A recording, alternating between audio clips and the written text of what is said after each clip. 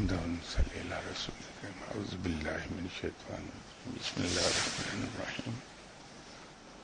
خواتین و حضرات، روحانیت میں جہاں ماڈرن لینگویج یوز ہوتی ہے وہاں ایک لفظ اکثر بیشتر آپ کے سننے میں آیا ہوگا، الکیمی. یہ لفظ اتنے وسیع معنوں میں استعمال ہوا ہے کہ اس لفظ کو ہم کسی قسم کی بھی انجینئرنگ، کیمسٹری، فزکس، روحانیت، مذہب، انٹلیکچوئل ڈیولپمنٹ، سائیکولوجیکل ڈیولپمنٹ، اس لفظ کو ہم کہیں بھی فٹ کر دیں. اس کے بارے میں بہت سی مسکنسیپٹس بھی ہیں.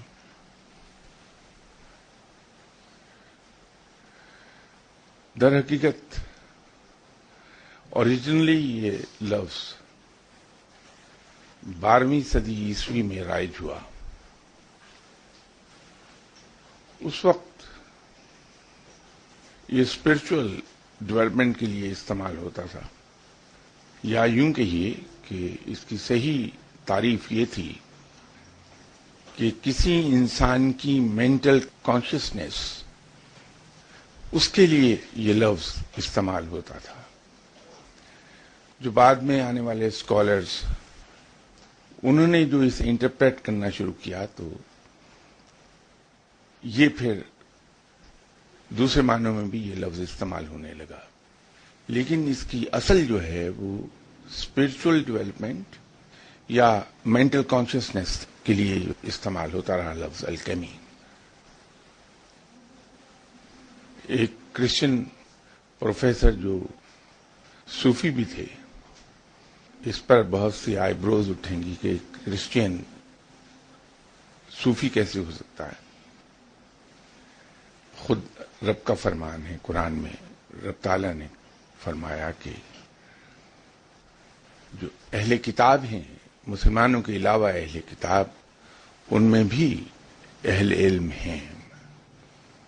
یہ اور بات ہے کہ ہم جہاں اور احکامات پر توجہ نہیں دیتے، ہم اس فکرے کو بھی بھول کے یہ سمجھے ہیں کہ صوفیز یا اسپرچولیسٹ صرف اسلام ہی میں ہیں.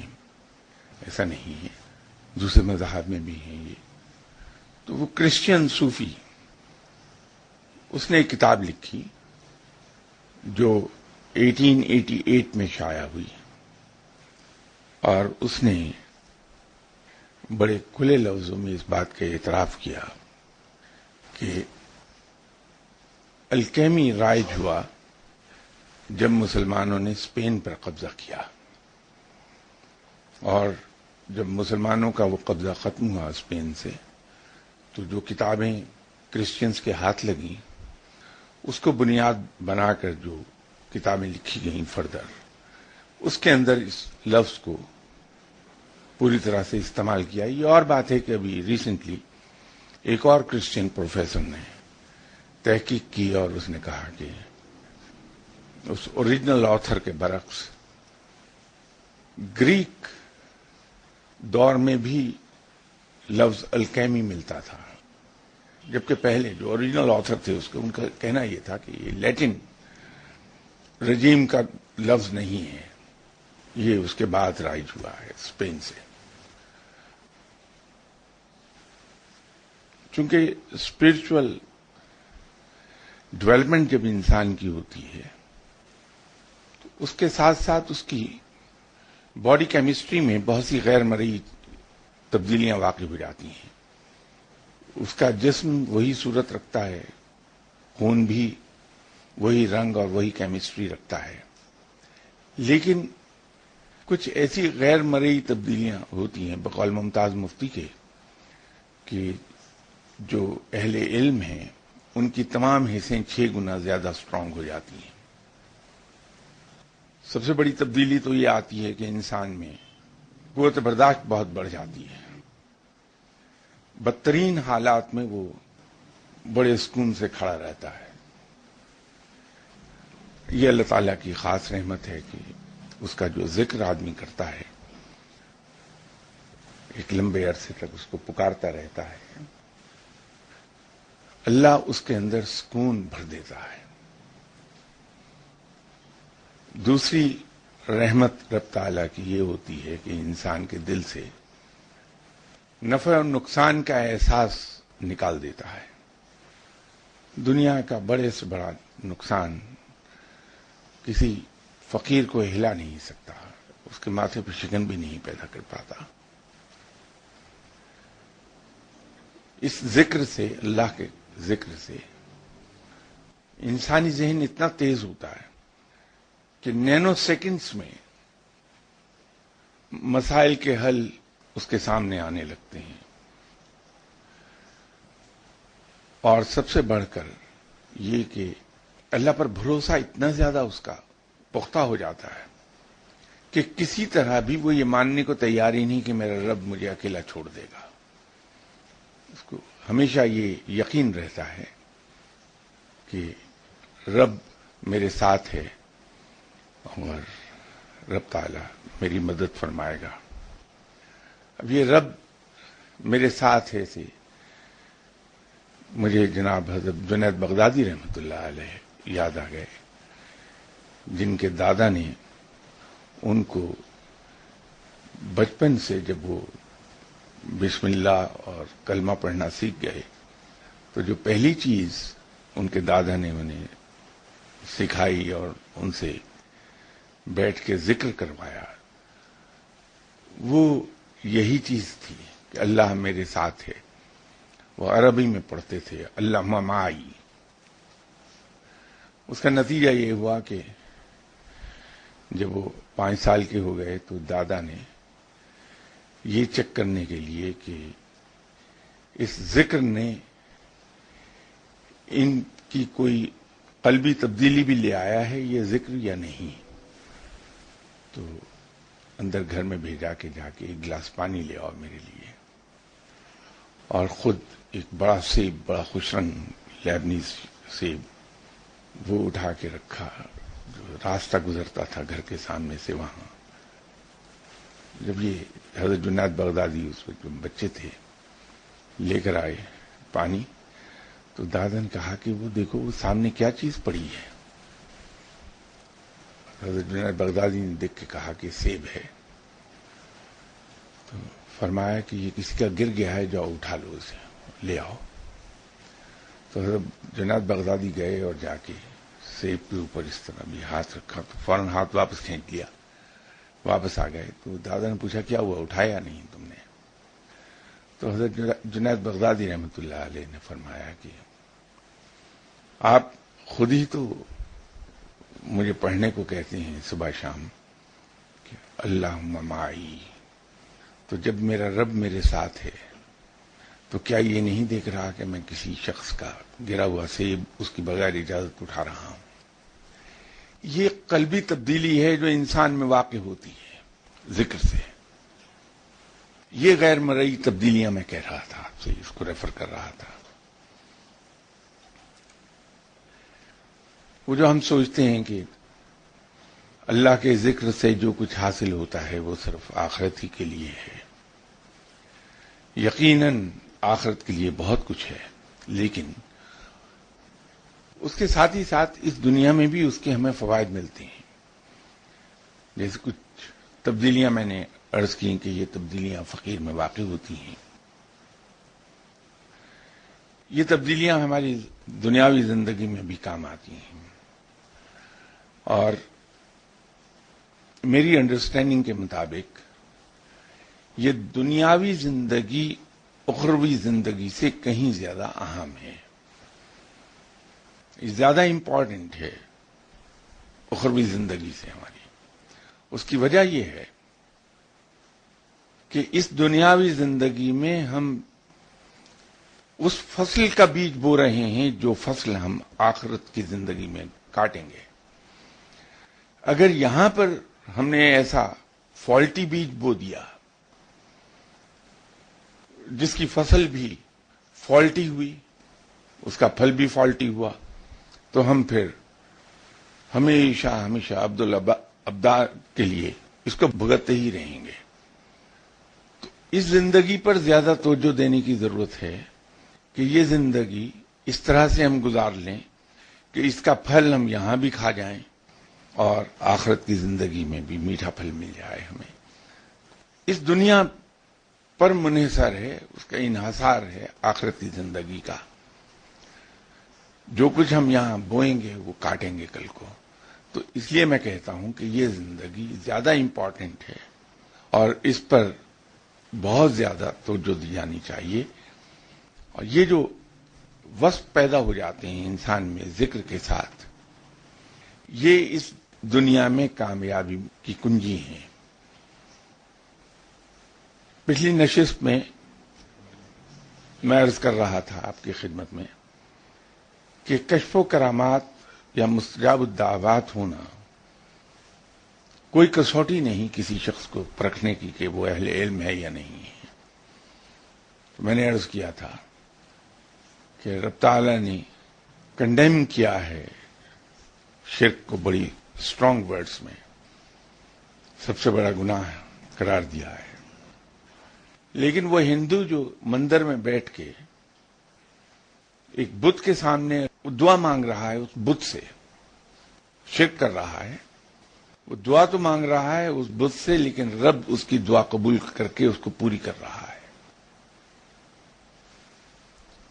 تو اگر بتوں کے سامنے مانگی گئی دعائیں قبول ہو جاتی ہیں تو پھر دعا قبول ہونا کوئی معیار نہیں ہو سکتا. دعائیں ان کی بھی قبول ہوتی ہیں جو رب کو مانتے ہی نہیں، دہریے ہیں. دعائیں ان کی بھی قبول ہوتی ہیں جو اللہ سے سرکشی کرتے ہیں. گناہگاروں کی دعائیں بھی قبول ہوتی ہیں. تو دعا کا قبول ہونا تو کوئی معیار ہو نہیں سکتا کسی شخص کے اہل علم ہونے. اسی طرح کشف و کرامات کی اگر بات ہے تو جانوروں تک کو، کتے اور بلیوں کو آنے والی آفات کا وقت سے پہلے پتہ چل جاتا ہے. تو پھر انہیں اہل علم کیوں نہ مان لیا جائے؟ یہ سب چیزیں کوئی معیار نہیں کسی شخص کے اہل علم قرار پانے کی. لیکن عجیب اتفاق یہ ہوا کہ اسی نشست میں کسی کا ایک مفصل سوال تھا، کئی ایک سوال تھے، اس میں انہوں نے اپنی روحانی واردات لکھی تھی اور بہت دلچسپ ریئیکشن دیکھنے میں آیا کہ بہت سے لوگوں کو یہ جستجو ہو گئی کہ ان صاحب سوال سے ملا جائے کیونکہ وہ بہت بڑے ولی اللہ ہیں، جبکہ یہاں اسی نشست میں بارہا یہ ذکر ہوا کہ یہ چیزیں جس سے ہم متاثر ہو جاتے ہیں اہل علم کے لیے تو پہلے قدم پر ہی یہ پیش آتی ہیں، اور جو ہی ان کا اگلا قدم اٹھتا ہے یہ چیزیں بہت پیچھے رہ جاتی ہیں.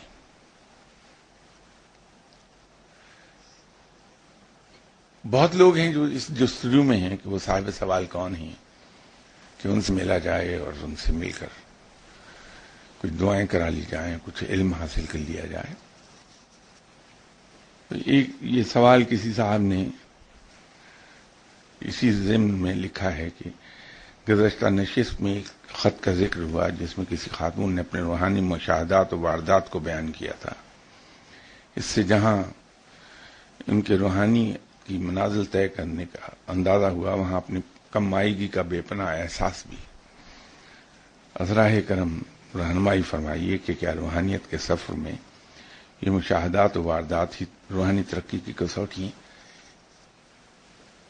یہ تو میں اسی نشست میں جو پچھلی نشست تھی اسی میں عرض کر رہا تھا اور بہت زور دے کر آپ سے عرض کیا تھا میں نے. اگر کسی نے یہ دیکھنا ہو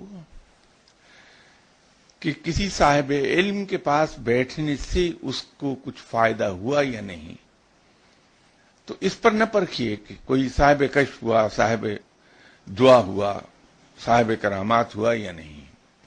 وہ کوئی معیار نہیں ہے، بلکہ جب انسان ان راہوں سے گزر کر آگے چلا جاتا ہے تو جب لوٹ کے دیکھتا ہے، پلٹ کے دیکھتا ہے، تو وہ چیزیں جو کبھی اسے بہت لبھاتی تھیں وہ اسے مداری کی شعبدہ بازی سے زیادہ دکھائی نہیں دیتی. بالکل ایسا لگتا ہے جیسے مداری کی شعبدہ بازی ہے. اگر کسی نے یہ دیکھنا ہے کہ اسے کچھ ملا یا نہیں ملا، تو پھر یوں دیکھے کہ جب میں کسی صاحب علم کے پاس جا کے بیٹھا تو اس وقت جس قسم کے مسائل مجھے پریشان کر جاتے تھے، کیا وہ مسائل اب مجھے پریشان کرتے ہیں یا میں انہیں ہنس کے ٹال دیتا ہوں؟ یہ علم ملنے کی نشانی ہے کہ رب پر بھروسہ بڑھ گیا۔ دوسری چیز یہ ہے کہ اس صاحب علم کے پاس جب میں بیٹھنا شروع کیا تو دنیاوی مال و زر کا جو نقصان مجھے غم میں مبتلا کر دیتا تھا، کیا اب اس نقصان پر میں کہے لگاتا ہوں، سنتا ہوں اور چل چھوڑو، ہو گیا سو ہو گیا، کیا ہے، اس کو اہمیت نہیں میں دیتا۔ یہ نشانی ہے علم کے ملنے کی کہ دنیا کی محبت آپ کے دل سے نکال دی گئی ہے، کلی طور پر نہ صحیح، جزوی طور پر ہی صحیح۔ تیسری بات یہ ہے کہ جب پرابلمز پیش آتی تھیں تو جس وقت سے اس صاحب علم کے پاس میں بیٹھا اس وقت کیا صورتحال تھی، اور آج کیا جب پرابلمز پیش آتی ہیں تو ان کے حل فوری طور پر ذہن میں نہیں آتے۔ اس کو اس طرح سے میئر کر لیجئے، ورنہ تو میں نے آپ سے عرض کیا کہ یہ روحانیت کی راہ وہ ہے جس کو میئر کرنے کا کوئی یارڈ سٹک کہیں ہے نہیں۔ ہم بائی روڈ سفر کرتے ہیں تو اگر ہماری گاڑی کا سپیڈومیٹر خراب بھی ہو، مائلومیٹر بھی اس کا خراب ہو، تو بھی ہمیں سپیڈ کا اندازہ ہو جائے گا، 100% نہ صحیح لیکن اس کے قریب قریب کہیں جائیں گے، کیونکہ سڑک کے دونوں طرف لگے ہوئے درخت اور پولز جس رفتار سے پیچھے جاتے ہوئے دکھائی دیں گے اس سے ہمیں اپنی رفتار کا اندازہ ہو جائے گا۔ ٹرین میں بیٹھیں تو یہی صورتحال ہے، لیکن ہوائی جہاز جو کار سے اور ٹرین سے کم 10 گنا زیادہ سپیڈ پر سفر کر رہا ہے، اس سے اگر ہم ونڈو سے باہر دیکھیں تو ہمیں جہاز اپنی جگہ کھڑا ہوا دکھائی دیتا ہے، ایک ہی جگہ سٹیبل، حالانکہ 10 گنا زیادہ رفتار پر وہ پرواز کر رہا ہے۔ وجہ یہ ہے کہ ہمارے پاس کوئی ریفرنس نہیں جہاز میں بیٹھ کے جس سے ہم جہاز کے موو ہونے کا اندازہ کر سکیں۔ دونوں سائڈ ہیں، اس میں فضا ہے، کوئی ریفرنس نہیں لے سکتے ہم۔ تو جب تک ہمارے پاس کوآرڈینیٹس نہ ہوں کسی چیز کو ہم کو ریلیٹ نہیں کسی اور چیز کے ساتھ کر سکتے۔ روحانیت میں بھی ہوائی جہاز والا معاملہ ہے کہ ہمارے پاس کوئی ریفرنسز نہیں ہیں، کوئی کوآرڈینیٹس نہیں ہیں جس سے ہم اندازہ کر لیں کہ آگے بڑھے یا نہیں بڑھے۔ تو لے دے کہ یہی کچھ چیزیں ہیں جو میں نے آپ سے عرض کی کہ اس سے انسان کو اندازہ ہو جاتا ہے، لیکن یہ اتنی غیر محسوس طریقے سے کریپ ان کرتی ہیں آدمی میں کہ وہ چینج محسوس نہیں ہوتی۔ کوئی توجہ دلائے تو اندازہ ہوگا اس کا۔ یہ چیزیں ہیں کسی شخص کو علم کے ملنے کی نشانی۔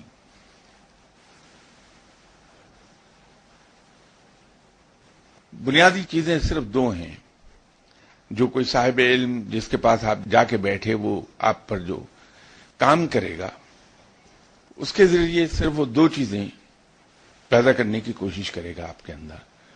ایک تو دنیاوی مال و زر کی محبت آپ کے دل سے نکال دے گا، دوسرا اللہ پر بھروسہ پیدا کرے گا آپ کے اندر۔ یہ دعا کا بھی خوب معاملہ ہے۔ ایک تو دعا اللہ کے حضور اس لیے انسان مانگے کہ وہ یہ سمجھے کہ میرا رب سب سے بڑا ہے، وہ میرا پالنے والا ہے، میرا آقا ہے، میری تمام ضروریات اور میری ویلفیئر اس کی ذمہ ہے۔ تو میری بندگی اور عاجزی کا تقاضا یہ ہے کہ میں اس کے حضور دعا ضرور مانگوں۔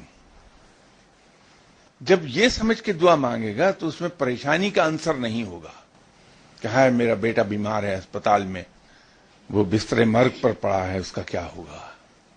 یہ پریشانی نہیں ہوگی، یہ اعتماد ہوگا کہ میرا رب موجود ہے، میرا آقا موجود ہے، میری تمام تر ویلفیئر اس کی ذمہ داری ہے، وہ اس نے اپنے ذمہ لے رکھی ہے، میں اس سے عرض کروں میرا مسئلہ حل ہو جائے گا. تو اللہ کے حضور وہ اس اعتماد کے ساتھ، اس مان کے ساتھ دعا کرے گا، اور اس دعا کا جو نتیجہ نکلے کہ بیٹا صحت یاب ہو جائے یا بیٹا اللہ کو پیارا ہو جائے، دونوں ہی صورتوں میں وہ رب تعالی کہ اس فیصلے کو بڑی خوشی سے قبول کر لے. ایک تو یہ طریقہ ہے. دوسرا پہلو دعا کرنے کا یہ ہے کہ انسان پریشانی کا مارا اللہ کے حضور گر رہا کہ یا اللہ میرا ایک ہی بیٹا ہے، یا اللہ میرے بڑھاپے کا سہارا ہے، یا اللہ تو اسے صحت دے دے. اس میں پریشانی ہے اور غرض ہے. اس دعا میں بھروسہ رب پر نہیں ہے، بیٹے پر ہے کہ میرے بڑھاپے کا سہارا ہے. تو اس میں سے وہ مان نکل گیا. اب ہم نے بھیک مانگنا شروع کر دی. اور اس سے بھی برا یہ ہے کہ ہم اتنے پریشان ہو جائیں اپنے مسائل سے کہ ہم لوگوں کے پاس جا کے کہیں کہ میرے لیے دعا کر دو. وہ قطعی طور پر کسی بھی اہل علم کے لیے پسندیدہ بات نہیں ہے کہ پریشانی کا مارا گیا بندہ یہ شو کرتا ہے کہ انسان کا اپنے رب پر بھروسہ نہیں ہے. میں نے پہلے بھی مثال دی تھی، ہم میں سے کوئی ایک ایسا آدمی نہیں ہے جو یہ کہہ سکے کہ کبھی وہ اپنے محلے والوں کے پاس گیا ہو کہ میری والدہ سے کہیے کہ میرے لیے کھانا تیار رکھیں جب میں آؤں، تو میری والدہ سے جا کے آپ میری سفارش کر دیں کہ جب میں لوٹ کے گھر آؤں تو میرا بستر مجھے تیار ملے. ایک سیکنڈ کو وہم نہیں آتا ہمارے دل میں. بڑے اعتماد کے ساتھ ہم گھر سے چلے جاتے ہیں، رات کو ٹہلتے ہوئے جاتے ہیں. یقین ہے کہ ہماری والدہ گھر پر ہیں، ہمیں گرم کھانا تازہ ملے گا، ہمارا بستر بھی ہمیں بالکل ارینج ملے گا، اور اگر سردی ہے تو والدہ اس میں لیٹ کے وہ بستر گرم کیے ہوئے ہوں گی ہمارے لیے. کبھی کسی سے سفارش نہیں کراتے. وہ اعتماد ہے، وہ بھروسہ ہے اپنی والدہ پر. یہی بھروسہ رب تعالیٰ پر پیدا کرتا ہے اہل علم انسان کے اندر، کہ وہ ایک لمحے کو نہیں سوچتا کہ میرا رب مجھے تنہا چھوڑ دے گا، یا میرا رب میری بات نہیں سنے گا، میرا رب میری بات نہیں مانے گا.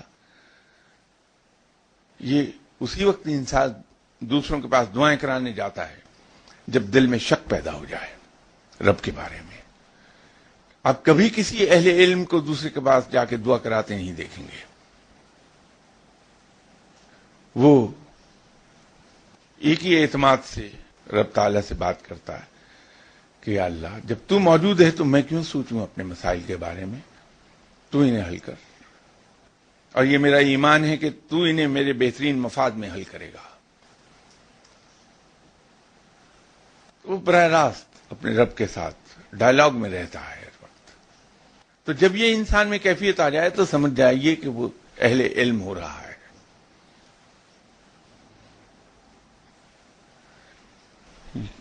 کسی غیر ملک سے کوئی سوال آیا ہے کہ in the Holy Quran it is mentioned that Allah sent Prophet Muhammad sallallahu alaihi wasallam with his guidance and the religion to prevail all over religions. If we think for implications of these Quranic claims, then Prophet Muhammad's religion should have prevailed all over the world, which has never happened. Then what is the meaning of these verses if it is not that this religion should prevail all over the world? ایک صاحب تھے جن کے دنیاوی مسائل بے پناہ تھے، اور وہ پیر صاحبان سے دعائیں کراتے کراتے تھک گئے، خود بھی عامل حضرات کے پاس جاتے جاتے تھک گئے. تو بالآخر انہوں نے وہ راہ پکڑی جو مایوس لوگ، جو پازیٹو تھنکنگ کے مایوس لوگ ہیں وہ پکڑتے ہیں، کہ اس نے اپنے رب سے لو لگا لی. چونکہ دنیا سے مایوس ہوا تھا اور مار کھائے ہوئے تھا، تو بڑی شدت کے ساتھ رب تعالیٰ کی عبادت اس نے شروع کر دی. رب تعالیٰ نے اس کی اپنی رحمت کے صدقے عبادت قبول کی اور ایک فرشتہ آیا. یہ واقعہ نہیں ہے، یہ اصل میں ایک تمثیل ہے جس سے معاملات کچھ سمجھ میں آ جائیں گے. یہ واقعتاً پیش نہیں آئی یہ چیز. تو فرشتے نے آ کے ان صاحب سے کہا کہ آپ نے رب تعالیٰ کی عبادت بڑے خلوص دل سے کی ہے، بڑی شدت سے کی ہے. رب نے آپ کی عبادت قبول فرما لی اور مجھے حکم ہوا ہے کہ آپ جو کچھ مانگتے ہیں میں اللہ کے حکم سے آپ کو دے دوں. تو ان صاحب نے فرشتے سے کہا کہ ٹھیک ہے، میں اپنی ضرورت بتاتا ہوں تمہیں، لیکن کچھ نقطے ہیں جو میرے ذہن میں کلیئر نہیں ہیں.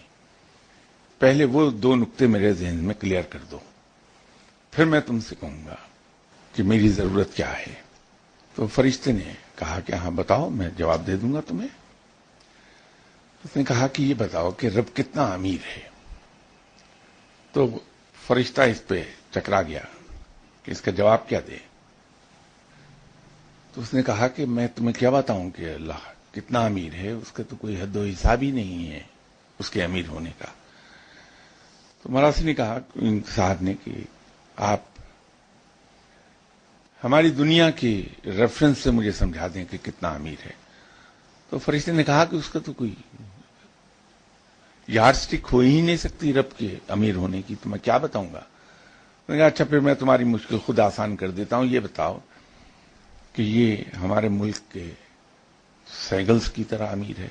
اس نے کہا نہیں، اس سے تو ارب زیادہ. اور 2-4 بڑے سرمایہ داروں کا نام لیا. اس نے کہا نہیں، ارب گنا زیادہ. اس نے کہا اچھا یہ اس طرح بات نہ تم سمجھا سکتے ہو نہ میری سمجھ میں آئے گی. یہ بتا دو کہ رب تعالیٰ کا 1 روپیہ ہماری ملک کی کرنسی کے کتنے روپوں کے برابر ہے. تو فرشتہ کہنے لگا یہ بھی بے وقوفی کا سوال ہے، میں کیا جواب دوں گا.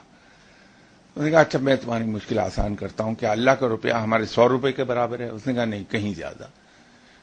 1 کروڑ کے برابر نہیں، اس سے بھی کہیں زیادہ. 1 ارب کے برابر نو، اس سے زیادہ. 1 خرب کے برابر ہے. فرشتہ تنگ آ چکا تھا ایسے سلی کوشچن سے. اس نے کہا ہاں بس یہی سمجھ لو کہ اللہ کا روپیہ 1 کروڑ روپے کے برابر ہے. اس نے کہا بس اتنی سی بات تھی جو تم سمجھا نہیں پا رہے تھے مجھے. تو اب دوسرا سوال میرا یہ ہے کہ رب تعالیٰ کا ٹائم سکیل کیا ہے. رب تعالیٰ کا 1 منٹ ہمارے کتنے منٹ کے برابر ہے. اس نے کہا یہ بھی ویسے ہی بے وقوفانہ سوال ہے، اس کا کیا جواب ہوگا. اس نے کہا چلو یوں بتا دو کہ اللہ کا 1 منٹ ہمارے گھنٹے کے برابر ہے. اس نے کہا نہیں، زیادہ ہے. 6 مہینے بہت زیادہ ہے. 10 سال نہیں، اس سے بھی زیادہ. جب وہ 1000 سال پر پہنچا تو فرشتہ جو پہلے ویئر آؤٹ ہوا تھا مزید ویئر آؤٹ ہو گیا اور کہنے لگا اچھا یوں ہی سمجھ لو اللہ کا 1 منٹ دنیا کے 1000 سال کے برابر ہے. تو اس آدمی نے کہا کہ مجھے زیادہ نہیں چاہیے، میرا سوال صرف یہ ہے کہ اللہ کا 1 روپیہ دے دو تم مجھے. تو فرشتے نے کہا کہ 1 منٹ. اس نے کہا کچھ نہیں چاہیے، جاؤ. بات یہ ہے کہ رب تعالیٰ کے یہاں جو ٹائم سکیل ہے اس کا کسی کو اندازہ نہیں ہے کہ وہ دنیاوی ٹائم کتنا بنتا ہے. اس میں کوئی شک نہیں کہ جو قرآن میں آیا ہے وہ سچ ہے. اسلام پوری دنیا کا مذہب بن کر رہے گا. آپ صلی اللہ علیہ وسلم کو ایک محدود دنیاوی زندگی اللہ نے عطا کی تھی. دنیاوی زندگی، اس کے بعد کی زندگی کی بات نہیں کر رہا. جو ڈیوٹی اللہ تعالیٰ نے آپ صلی اللہ علیہ وسلم کے ذمہ لگائی یا ان سے لینا چاہیے، آپ صلی اللہ علیہ وسلم اسے بطریق آسن پوری کر گئے. آپ صلی اللہ علیہ وسلم کا کام یہ تھا کہ جو اللہ کا پیغام ہے اپنی دنیاوی زندگی میں جن جن لوگوں تک پہنچا سکتے وہ پہنچا دیتے، جو انہوں نے بڑی خوبی سے پہنچا دیا. اسی لیے یہ کہا گیا کہ نبوت کا سلسلہ آپ صلی اللہ علیہ وسلم پر ختم ہو گیا. اب آپ صلی اللہ علیہ وسلم کی امت کے عالم حضرات وہ کام کریں گے جو پہلی امتوں کے انبیاء نے کیا کہ اللہ تعالیٰ کے میسج کو اس کے بندوں تک پہنچائیں گے۔ تبلیغ کا سلسلہ یوں جاری ہوا کہ ہر امتی پر یہ فرض ہے کہ وہ اسلام کا پیغام آگے پہنچائے، جس رنگ میں بھی پہنچا سکے۔ یہ سلسلہ جاری ہے۔ ایک وہ وقت تھا کہ 12 سالہ مکی زندگی جو نبوت کے بعد کی ہے، اس میں ٹوٹل مرد حضرات 110 تھے جو مسلمان ہو سکے ان 12 سالوں میں۔ 10 سالہ مدنی زندگی کا عالم یہ تھا کہ جب آپ حجۃ الوداع کے لیے تشریف لے گئے تو اس وقت آپ صلی اللہ علیہ وسلم کے ساتھ 10,000 مسلمان تھے۔ آج الحمدللہ ہم 1.2 بلین سے زیادہ ہیں، پوری دنیا کی آبادی کے 5ویں حصے سے زیادہ ہیں۔ یہ معاملہ پھیل رہا ہے۔ انشاءاللہ وہ وقت بھی آئے گا جب اسلام پوری دنیا میں پوری طرح پھیل چکا ہوگا، اور جتنی بھی اس وقت کی آبادی ہوگی وہ سب کی سب مسلمان ہوگی۔ اس کی پیشگوئی آپ صلی اللہ علیہ وسلم فرما چکے ہیں، اس کے تمام فیکٹرز بھی بیان ہوئے ہیں۔ It's a matter of time only. تو جیسے میں نے کہا کہ رب تعالیٰ کے یہاں تو کوئی چیز ریولوشنری نہیں ہے، سب کی سب ایوولوشنری ہے۔ تدریج ہے اللہ کے کاموں میں۔ کوئی سی چیز دیکھ لیجئے، پہاڑ ہیں، کئی سو صدیوں کے بعد پہاڑ جنم لیتا ہے، بلڈ اپ ہونے میں کئی سو صدیاں گزر جاتی ہیں، ٹوٹتا بھی اسی حساب سے ہے۔ وہ درخت پھل دینے تک کئی سال لیتا ہے۔ خود انسان کی اپنی پیدائش کا عمل اور اس کے بعد اس کی زندگی تدریج ہے ہر جگہ۔ دن اور رات تبدیل ہوتی ہیں۔ کبھی ایسا نہیں ہوا کہ 7 بجے تک تو سورج پوری قوت سے چمک رہا ہوا اور 7:01 پر اندھیرا ہو جائے۔ موسم بتدریج بدلتے ہیں۔ یہ سب اللہ کے کاموں میں تدریج ہے۔ اللہ بے صبر نہیں ہے انسان کی طرح۔ اس کا مذہب پھیلے گا، جو اس نے وعدہ کیا ہے وہ ضرور پورا ہوگا، اور یہ قرآن آیات بالکل سچی ہیں، اور یہ اللہ کا بھیجا ہوا دین دوسرے مذاہب پر غالب آ کے رہے گا۔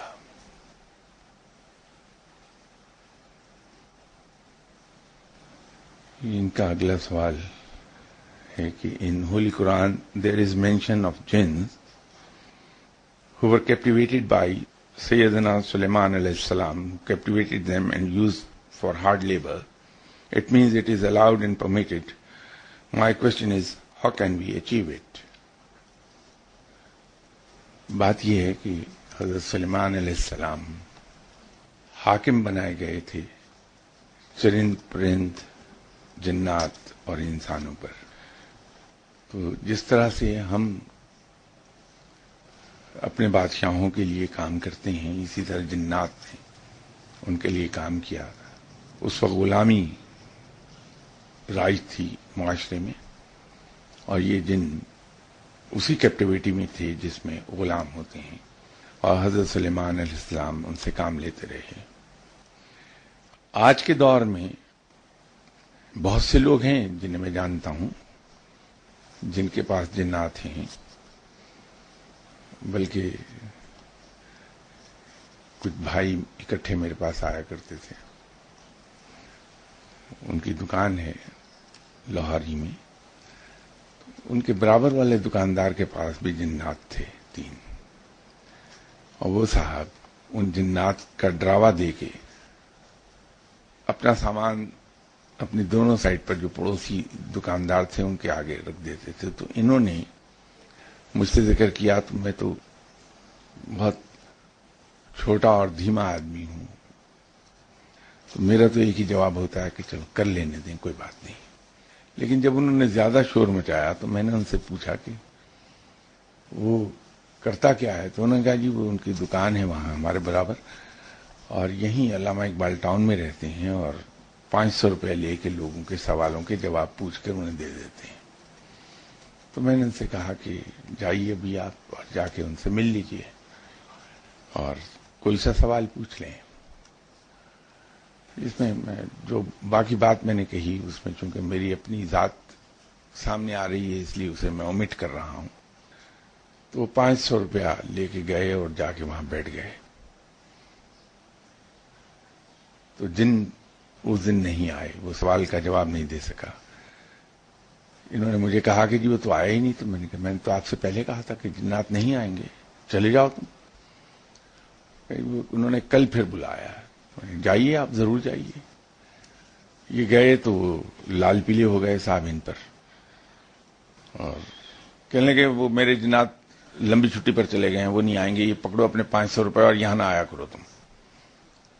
وہ 500 روپے لے کے واپس میرے پاس آ گئے. یہ جواب ملا. میں نے کہا کل جب وہ سامان آپ کا رکھے آپ کی دکان کے سامنے، دکان کو روکے تو اس کو یہ کہہ دیں کہ ابھی تو صرف جنات لمبی چھٹی پر گئے ہیں، اگر تم باز نہ آئے تو آج شام تک وہ مر بھی جائیں گے.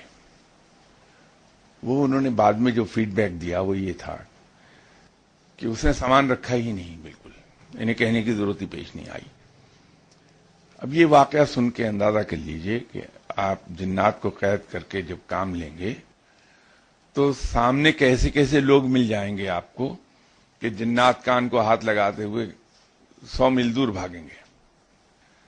تو ایسا غلام کس کام کا کہ جس کو جو چاہے بھگا دے. اور ویسے بھی میرے نزدیک تو کسی کو غلامی میں رکھنا ویسے ہی غیر اخلاقی حرکت ہے اور اللہ کی راہ پر چلتے ہوئے اس قسم کی حرکتیں کوئی مناسب نہیں ہیں. تو آپ میرے خیال میں تو یہ نہ کیجیے، اس چیز کو حاصل کیجیے جو پائیدار ہو.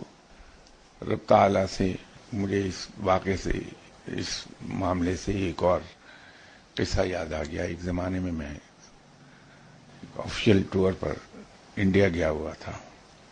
تو ہوٹل میں ٹھہرا ہوا تھا. رات کو جب میں اپنی عبادات سے فارغ ہو کے بیٹھا تھا تو آدھی رات کے وقت گھنٹی بجی.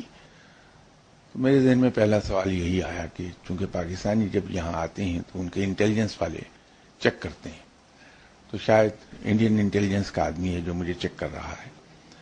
تو میں نے جواب دیا تو ایک صاحب نے کہا، پورا نام میں بھول گیا ہوں لیکن ان کا سر نیم تھا کالیا.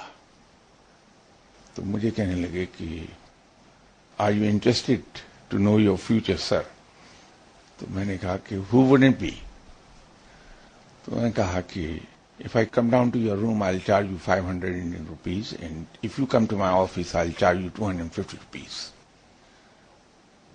تو میں نے سوچا کہ یہ یہاں ان چیزوں کا بڑا شہرہ ہے کہ انڈینز ان چیزوں میں بہت آگے ہیں، تو میں اسے چیک تو کروں کہ کیا کہہ رہا ہے. تو میں نے اس سے کہا کہ کل میں آپ کے پاس آپ کے آفس حاضر ہو جاؤں گا. کناٹ پیلس میں اس کا دفتر تھا، جس ہوٹل میں ٹھہرا تھا اس کے پاس ہی. تو میں اس کے پاس گیا اور پہلے سے ایک صاحب وہاں بیٹھے تھے. تو انہوں نے مجھ سے میرا نام، تاریخ پیدائش، والدہ کا نام اور جائے پیدائش پوری ڈیٹیل لے لی اور اس کے بعد کہنے لگے کہ صاحب میں آپ کا جو پاسٹ ہے وہ بتانے لگا ہوں، اگر میں غلط بتاؤں تو پیسے نہیں لوں گا، تو جہاں میں غلط ہوں آپ مجھے بتا دیجیے گا. اچھا ٹھیک ہے آپ بتائیے. تو پہلی ایک بات تو انہوں نے درست بتائی، اس کے بعد جتنا کچھ بتایا وہ سب غلط تھا. میں نے پوائنٹ آؤٹ نہیں کیا صرف اس لیے کہ وہ انڈین تھا اور میں پاکستانی. میں یہ چاہتا تھا کہ وہ یہ نہ سمجھے کہ میں پیسے دینے کی خاطر اسے بلا وجہ کہہ رہا ہوں. جب اس نے ختم کر لیا اس نے کہا کہ صاحب پاسٹ تو آپ کا سارا بتا دیا، اب میں فیوچر بتاتا ہوں آپ کو، تو وہ پیسے دے دیجیے. یہ لے لیجیے 250 روپیز. تو جب انہوں نے ڈراور میں رکھ لیے وہ پیسے تو میں نے ان سے کہا کہ کالیا صاحب اگر آپ مائنڈ نہ کریں تو میں ایک عرض کروں آپ کی خدمت میں. جتنا کچھ آپ نے بتایا یہ سب غلط تھا، صرف پہلی بات ایک درست آپ نے کہی تھی.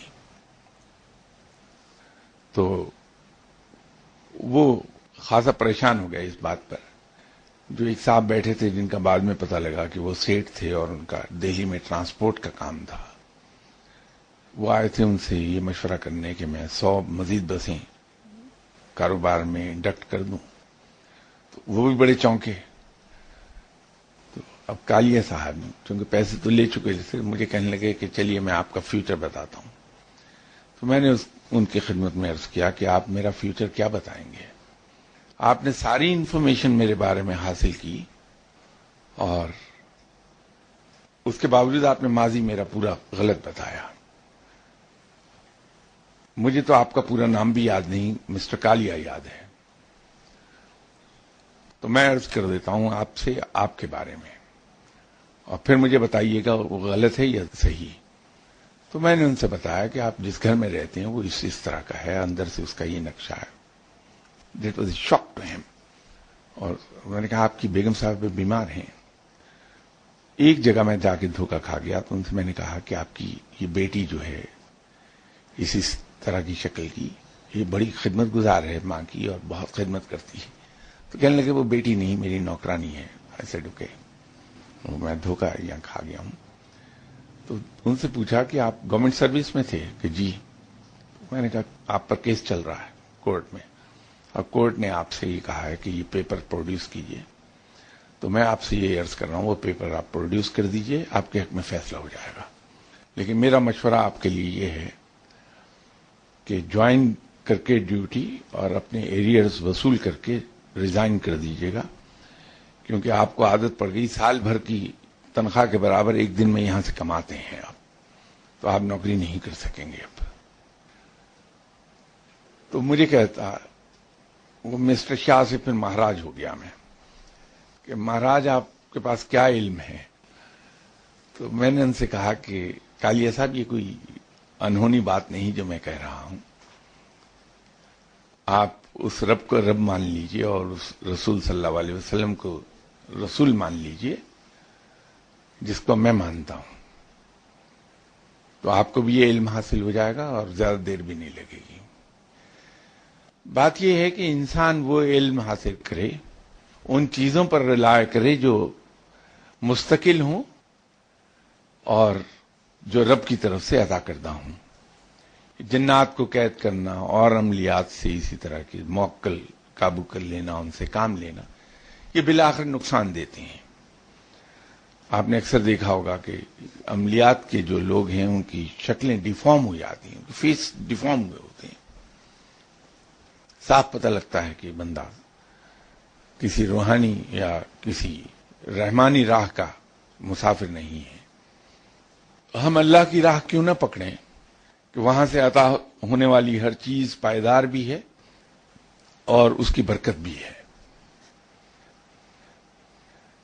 انہی صاحب کا ایک اور سوال ہے کہ I'm listening to your lectures regularly. I need to know the benefits of ذکر قلبی since I'm in Naqshbandi.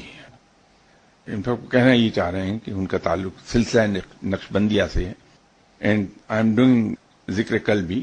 How to improve in this path since I have made my request for ذکر related to my name.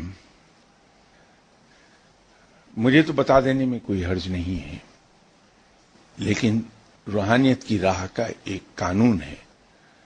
جیسے جو بھی ہم کام کرتے ہیں، حتیٰ کہ جو کھیل کھیلتے ہیں، اس کے بھی رولز آف دی گیمز ہوتے ہیں. اگر ان رولز کو ہم فالو نہ کریں، اگر ہم فٹ بال کھیل رہے ہیں اور کرکٹ کے رولز آف دی گیم وہاں اپلائی کر دیں تو سوائے ٹانگ ٹوٹنے کے کچھ نہیں ملے گا ہمیں. اسی طرح روحانیت میں بھی، تصوف میں بھی اس کے رولز آف دی گیم ہیں. جب انسان کسی آدمی کے ہاتھ پر بیعت کر لے، اسے اپنا مرشد مان لے، تو اس پر یہ فرض ہو جاتا ہے کہ وہ دعا کے لیے یا گائیڈنس کے لیے کسی اور کے پاس نہ جائے سوائے اپنے مرشد کے. دوسرے اہل علم کے پاس ضرور جائے انسان، لیکن صرف سلام کرنے، ان کی خدمت کرائیے، اس میں حرج نہیں ہے، تو سلام کر دیجیے، لیکن نہ تو ان سے دعا کرائیے نہ ان سے گائیڈنس مانگیے، کیونکہ پھر اگر یہ حال ہوا تو انسان ساری عمر کہیں نہیں پہنچ پاتا. کبھی مجھے بھی اس کا علم نہیں تھا، تو مجھے آج سے 35 سال پہلے لوگوں نے گائیڈ کیا، تو سمجھ آ گئی کہ مجھے سوائے اپنے مرشد کے اور کسی کے پاس نہیں جانا ہے. ان 35-36 سالوں میں میں نے بہت سے لوگوں کو دیکھا جو جگہ جگہ جاتے ہیں دعا کرانے، ان سے گائیڈنس لیتے ہیں، ساری عمر وہ کوہلو کے بیل کی طرح ایک سرکل میں چلتے رہتے ہیں، کہیں پہنچ نہیں پاتے. لائک وائز میں نے ان لوگوں کو ہمیشہ ذہنی طور پر پریشان دیکھا ہے جو جہاں سے کہیں اخبار میں، کتاب میں، رسالے میں وظیفہ یا دعا دکھائی دی، انہوں نے وہ وظیفہ پڑھنا شروع کر دیا، وہ عمل کرنا شروع کر دیا. سوائے ذہنی پریشانیوں کے ایسے لوگوں کے ہاتھ کچھ نہیں آتا. تو میں ان صاحب سوال سے بھی عرض کروں گا کہ آپ چونکہ سلسلہ نقشبندیہ میں بیٹھ ہیں، آپ اپنے مرشد صاحب ہی کی خدمت میں حاضر ہوئیے، انہی سے آپ گائیڈنس لیجئے کہ آپ کو کیا پڑھنا ہے، کیا نہیں پڑھنا ہے، کیا ذکر کرنا ہے، کیا نہیں کرنا ہے. یہ مت سمجھیے کہ اگر آپ کے مرشد دنیا سے چلے گئے ہیں تو آپ کا رابطہ ان سے منقطع ہو گیا، ایسا نہیں ہے. یہ رابطہ قائم رہتا ہے. وہ آپ کے مرشد آج بھی ہیں، اگر دنیا میں نہیں رہے. یہ اس وقت تک آپ کے مرشد ہوں گے جب تک کہ یوم حساب کتاب شروع نہیں ہوگا. تو آپ پابند ہیں اس بیعت کے ذریعے سے اپنے مرشد صاحب کے، صرف انہی کے پاس گائیڈنس کے لیے جائیے. یہ کسی صاحب نے سوال اتفاق وہی پوچھا جس کا بھی میں جواب دے رہا تھا کہ کسی شخص کے مرشد انتقال فرما چکے ہوں تو کیا نمبر 1 مرشد کی فوتگی کے بعد سلسلہ بیعت موقوف ہو جاتا ہے اور مرید کسی دیگر روحانی ہستی کے بیعت کے ہاتھ پر بیعت کر سکتا ہے؟ میں نے ابھی جواب دیا اس کا کہ مرشد سے تعلق نہیں ختم ہوتا، بیعت فسخ نہیں ہوتی، انتقال کے بعد بھی قائم رہتی ہے. دوسرا سوال ان کا ہے کہ کیا مرشد کی رحلت کے بعد سجادہ نشین سے تجدید بیعت لازم ہے؟ یہ جاری رہتی ہے. ذاتی طور پر میں اس قسم کی فارمیلٹیز میں پڑھنے کا قائل ہی نہیں. ایک گائیڈنس لے رہے ہیں تو بالکل ایسا ہے کہ اگر کوئی شخص اسکول میں داخل ہوتا ہے اور ایک ان کے اس ہیڈ ماسٹر جن کے زمانے میں اس نے ایڈمیشن لیا وہ ٹرانسفر ہوئے آتے ہیں، دوسرے ہیڈ ماسٹر آتے ہیں تو دوبارہ سے ان کا داخلہ ہوگا، ایسا نہیں ہے. یہ سلسلہ جاری رہتا ہے. تو تیسرا سوال ان کا یہ ہے کہ اگر مرید جائے مرشد سے بہت دوری پر رہائش پذیر ہو تو مرشد کسی دیگر روحانی شخصیت سے دعا کی التماس کر سکتا ہے؟ ایسا نہیں ہے. آپ اگر اپنے مرشد صاحب سے دور ہیں تو اس کے 2 طریقے ہو سکتے ہیں. ایک تو آپ دنیاوی مینز آف کمیونیکیشنز استعمال کر لیجئے اپنے مرشد کے ساتھ، یا پھر آسان طریقہ ایک اور ہے کہ عشاء کی نماز کے بعد آپ 2 نفل نماز پڑھیں اور توجہ باندھیے اپنے مرشد کی طرف اور توجہ باندھ کے بیٹھیے. انشاءاللہ تعالی آپ کو گائیڈنس مل جائے گی.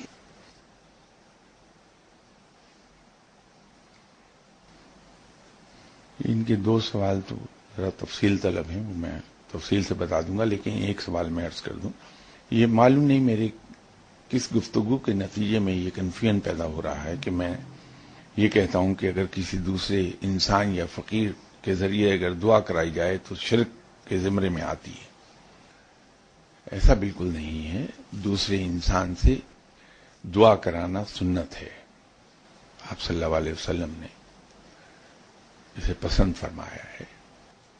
لیکن جس طرح سے میں اسے شرک کہتا ہوں وہ یہ ہے کہ ہم اکثر و بیشتر کسی صاحب دعا کے پاس جا کے یہ کہتے ہیں کہ یہ میرا مسئلہ یہ حل کر دیں آپ. وہ حل نہیں کر سکتا، وہ تو خود محتاج ہے اللہ کا۔ ہم مزار پہ جاتے ہیں، صاحب مزار سے کہتے ہیں کہ تم میرا یہ مسئلہ حل کر دو، تم یہ حاجت پوری کر دو، یہ شرک ہے۔ غیر اللہ سے حاجت روائی کی درخواست شرک ہے، لیکن کسی سے یہ کہنا کہ تم اللہ کے حضور میرے لیے دعا کر دو، یہ سنت ہے۔ یہ دونوں میں فرق ہے، وہ کچھ تھوڑا یا تو میرے بیان کرنے میں کہیں کوئی کنفیوژن ہوگا یا آپ کے سننے میں کچھ غلطی ہو گئی، تو یہ دونوں میں فرق ہے۔ تو میں اس کو کیٹیگوریکلی کلیئر کر رہا ہوں کہ کسی دوسرے شخص سے دعا کا کہنا سنت ہے، جائز ہے، ضرور کیجیے، لیکن کسی دوسرے شخص سے حاجت روائی کی توقع رکھنا شرک ہے۔ کسی صاحب مزار سے یہ نہ کہیے کہ مجھ پر رزق کی تنگی ہے تو رزق کھول دے، وہ شرک ہے۔ ان دونوں چیزوں کو کلیئرلی دیکھ لیجئے۔ باقی دو سوال ذرا سے تفصیل میں جواب مانگتے ہیں تو انشاءاللہ تعالی نیکسٹ سنڈے اس کے جواب میں عرض کر دوں گا۔ السلام علیکم۔